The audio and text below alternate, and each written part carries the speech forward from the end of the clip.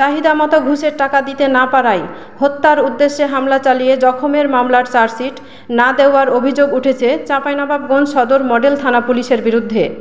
বুধবার সকালে সদর উপজেলার বারোঘরিয়া এলাকায় সংবাদ সম্মেলনে এ অভিযোগ করেছেন ভুক্তভোগীর পরিবার। সংবাদ সম্মেলনে লিখিত বক্তব্য পড়েন বারোঘরিয়া তহসিল পাড়ার শ্রী রতন কুমার পাল। লিখিত বক্তব্যে উল্লেখ করা হয়, জমি সংক্রান্ত বিরোধের জের ধরে গত ২৬ জানুয়ারি শ্রী রতন কুমার পাল তার বড় ভাই কার্তিক কুমার পাল ও ভাবি চায়না রানীর উপর হামলা চালায় প্রতিপক্ষের লোকজন।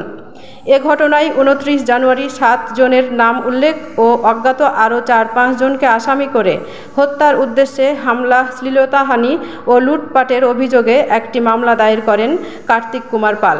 কার্তিকের মামলা দায়েরের পর ৫ মাস পার হয়ে গেলেও এখনও চার্জশিট দেওয়া হয়নি।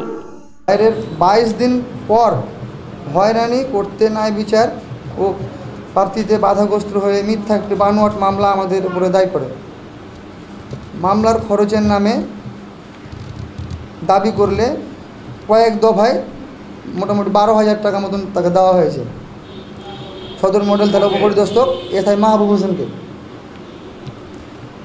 আমাদের বিরুদ্ধে করা পাল্টা মামলা, কাউন্টার মামলা করেছিল আমাদের উপরে। আসামি আমরা ৬ জন ছিলাম। আসামিকে খালাস দেওয়ার জন্য আসামি প্রতি ১০,০০০ টাকা করে চাই এসআই মাহবুব আমাদের কাছে। থানায় ডেকে টাকা দাবি করেন তিনি। টাকা দেওয়ার সামর্থ্য নেই জানালে তৎকালীন ওসি মিন্টু রহমান ও এসআই মাহবুব ওপর হামলাকারীদের কাছ থেকে একটা মোটা অঙ্কের টাকা নিয়ে আমাদের ২২ দিন পর করা মামলার চার্জশিট প্রদান করে, অথচ আমাদের মামলা ২২ দিন আগে করলেও এখনও কোনো চার্জশিট প্রদান করেনি।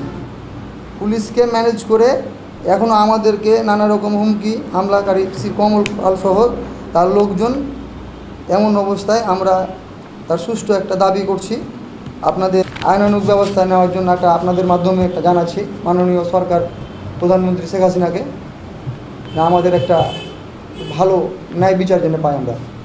তবে ঘুষ দাবির অভিযোগ অস্বীকার করেছেন মামলার তদন্তকারী কর্মকর্তা সদর মডেল থানার উপপরিদর্শক এসআই মাহবুবুর রহমান। তিনি বলেন, তথ্য সংগ্রহ ও তদন্ত কাজে দেরি হওয়ায় চার্জশিট দেওয়া যায়নি। খুব শীঘ্রই ওই মামলার চার্জশিট দেওয়া হবে বলেও জানান তিনি। Desk report, Chapai journal, Chapainawabganj.